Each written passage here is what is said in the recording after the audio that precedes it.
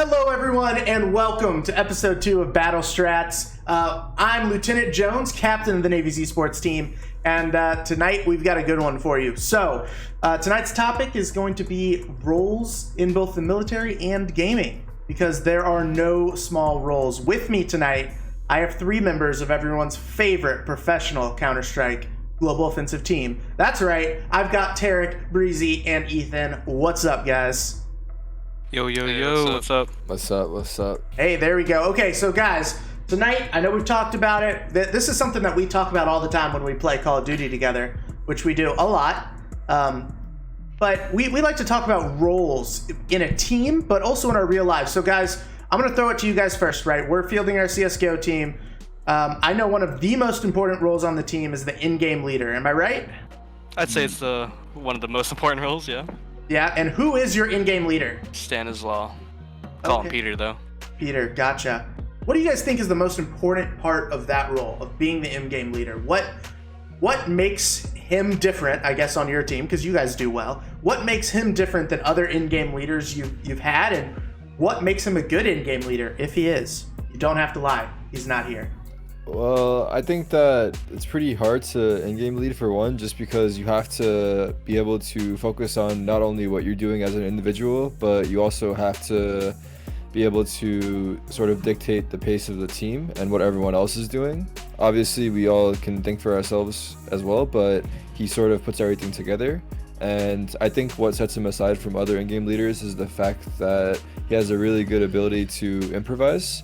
Like during the rounds, if something goes the wrong way or if something happens, then he's quick to adjust what we're doing and the strategy depending on how things are unfolding. Awesome, and I think you bring up a really good point, because that's something that we see even in the Navy, that your leaders have to be able to make those quick decisions and be able to adjust everything on the fly.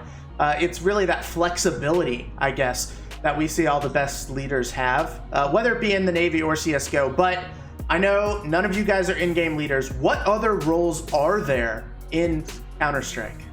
I'd say it's definitely changed over the years. I think a couple years ago there used to be like there used to be like a lurker. It used to be more set, I'd say. You used to have your in-game leader, your lurker, your opper, and like your entryer. But I feel like with how the game has adapted and changed over the time, like now usually I think the only 2 defined roles are really the leader and the opper, and the other 3 just have to like kind of fill in depending on what round you were playing or what strategy we're doing. So I think there's only 2 set roles nowadays. I gotta say, whether you're playing CSGO or you're out in the field, right? Your role on the team is going to be vitally important to the success of either your mission or the way the game goes. So I gotta say, I think one of the things that people don't realize is the number of other roles and the other number of other jobs that go into getting one guy in the air. So even for that one pilot, you've got hundreds of other people that are leading to that one guy being able to do his mission successfully. So I gotta ask you guys, is CSGO similar at all? I mean, do you guys have, I know you said you've got the in-game leader, but do you think every role on the team is important, or is the in-game leader just the end-all be-all of most important roles? In-game leader definitely, like at the start of the round, he definitely kind of gives the idea for everybody, but I think it's up to everybody on the team to kind of do their part during the round and make sure they're just doing what they need to do. Honestly, hearing you guys talk about your in-game leader and the opper, and then your 3 flexible positions, just hearing you guys describe the different roles that you've got in the Counter-Strike team, I think this is an amazing segue to talk about to some of the more in-depth Navy roles that we've got, and just talk about the difference that each role in the Navy actually has. And I could probably talk to some of this, but we actually have an amazing special guest tonight, guys, that is going to be able to help walk us through all of this. You've got Chief Brian Smith with us tonight. Chief, how are you doing? I'm doing fantastic tonight, LT. Thanks for having me. Excited to be here and be able to work again with the geniuses. Awesome. And okay, just real quick, what the heck do you do in the Navy? Right. So now I'm a Navy career counselor, but before that, and where I have the most experience, is an engineman.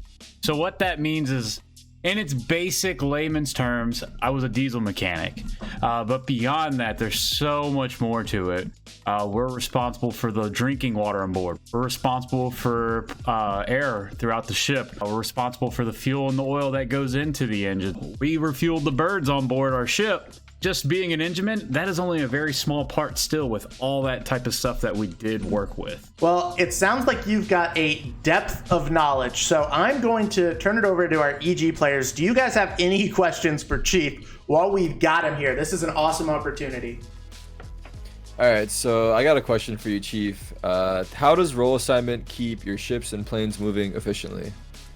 Role assignment is super important. Everybody has a job on board, and without those folks playing their role correctly and doing what they're supposed to do, the ship could possibly not operate. Whether you have engineering department generating the potable water on board, if you don't have water, you're not drinking anything. From air department or deck department, fueling the birds. If birds don't have fuel, they don't fly. Or you have supply department, supplying our food, making our food, operating laundry, the ship's store. That affects the morale. If everybody doesn't play their part, the ship can't achieve its mission. So knowing your role and knowing your responsibilities to perform in that role are super important. One of the ones I don't think people think of, right? When you guys think of the ship moving or the planes flying, one of the things that people always forget about, one of the roles that is probably most important to everyone on the ship, are the CSs. So these are the guys that actually make our food on the ship. They're the ones who make sure we all stay well fed. And even though they don't have a direct impact, right? They're not maintaining a plane or fueling it up. I would say they're one of the most important roles on the ship because if your sailors aren't well fed, they're not going to perform. I'm going to 100% agree with you. Probably actually more than that. I'm going to take that back and say 125% agree with you. I will disagree where you said they don't have a direct impact, because if you don't have good food, the crew will not be happy, because when you're underway, that's a lot of time. You're not going out to a fancy restaurant, get a steak. You're going to have a Steel Beach picnic. You're going to have your burger days, your pizza days. And those CSs, the culinary specialists, are so key to make that successful. You hit the nail on the head with that one, LT. Yeah, I was wondering what the ramifications are if roles aren't assigned. Like if that affects you guys on missions or anything. It totally can. There are, even inside of engineering departments, so I'll speak where I have probably the most knowledge. We have a hierarchy just for how things work. When we're underway, we have the engineering officer of the watch, and when the chief engineer is not in direct control of the plant, the EAL, is what we say for short, is directly responsible for coordinating between the officer of the deck and the combat systems officer of the watch about what equipment to start, what equipment to stop, how to shift the plant from port to starboard, forward to aft, as well as making sure everything is going appropriately inside the plane itself. And if any of those were to have a problem, everybody's going to come together to take care of that situation, and we actually have guidance to take care of that. If that isn't in place, things can fall apart. And not even to mention that all these people are working at one time, and they have people that they are teaching called under instruction watches. Breezy, what about you? You got any questions? Yeah, so when it comes to us and our team, we all have I'm sure you guys, we have our captain, we have our sniper, and we have the guys that go in first. So how similar is it for you guys in your Navy missions? Like, do you guys have similar roles and like in terms of like who goes first and stuff like that? Yeah, we actually do. So the best situation to really kind of compare it to is how we train every day for the event of a fire. And that is the one thing you don't want to have happen on a ship, because if you're out underway, the only thing surrounding you is water. So fires equal bad. In the event that we would have something like a main engine fire or a fire in a main engine room, the operator and monitor are working with the EAL to get control of that. But at the same time, you have a group called the flying squad, and they have that role of getting dressed out and getting down there. They're supposed to be the most experienced, most talented, but at the same time, the rest of the ship is manning up in a specific repair locker to also gear up to become and to relieve the flying squad in case that fire got to a point where they needed to be relieved. But controlling those guys, you have a team lead who's down there in the space directing the efforts. That hierarchy and those roles are so important. Well, we've got Chief here for a little while longer. Do any of you guys have any more questions? It's open floor on Chief right now. Bring it. I'm ready. All right. And so, in your guys' opinions, what are like the coolest roles to have in the Navy? I'm gonna be a little bit partial Don't pick your because. own. Can't pick your own. All right, so I won't say engineman, even though that's the best rate in the Navy, and it's not up for contest.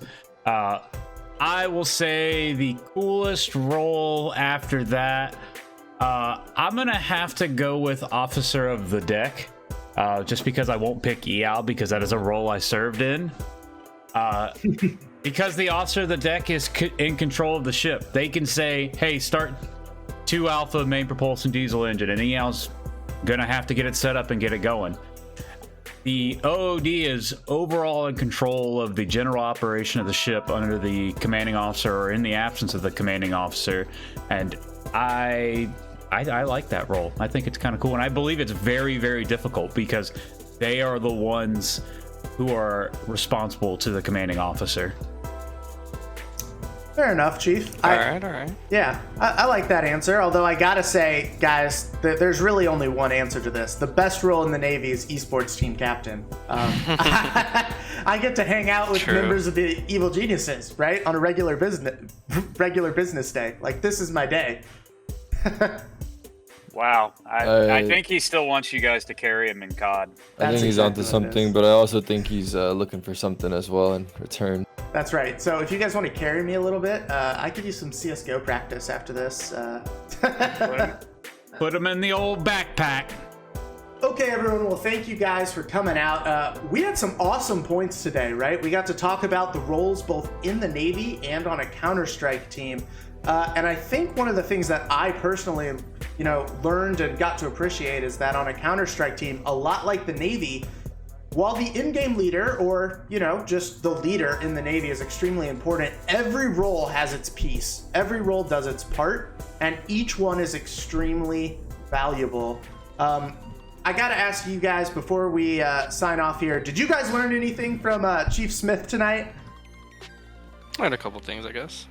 Yeah, for sure. Yeah, so I think it's interesting how you guys have roles and everyone has their own special unique role and how they have to make sure they do it correctly and how it's important to the mission. And then also interesting how after a mission you guys will go back and review and sort of look back on what you guys did and if anything went wrong, try to fix it for next time, or on things you guys did right and try to reinforce those things. And then also leading up to missions, how you guys prepare, similar to how we prepare for matches and review our matches, and your guys' mission days is like our game days, and I think there's a lot of similarities in how you guys approach it compared to us. Chief, I want to point out the most important thing. I asked them if they learned anything from you, and they recited what I said. They totally did. Wait, it was just me. You did. But Nice, Tarek. Good memory, dog. I mean, It was perfect. no, but the thing is that, at least I said something. yeah. At least I said something. That's all Yeah, I'm did. saying. Yeah, and I'll definitely say, you guys, there's no doubt from your successes that you guys are extremely good at developing the roles and making a solid team out of it. And I think, that's one of the things that the Navy and the Evil Geniuses have in common. I think the Navy does a great job, at least from what I've seen, and I'm sure Chief Smith would agree with me from what he's seen, that the Navy does a great job of developing each role and really helping them understand their importance in the mission for the end of the day. Well, that's all we've got for tonight. Special thank you to Tarek, Ethan, and Breezy for hanging out with me tonight. Thank you guys. It's been a pleasure. Yup. Thanks for having us. Yep. Absolutely. And to you guys, thank you guys for coming and hanging out with us tonight. Be sure to check out more Battle Strats episodes at Navy.com and stay tuned, because I promise you, America's Navy and the Evil Geniuses have a lot more coming your way.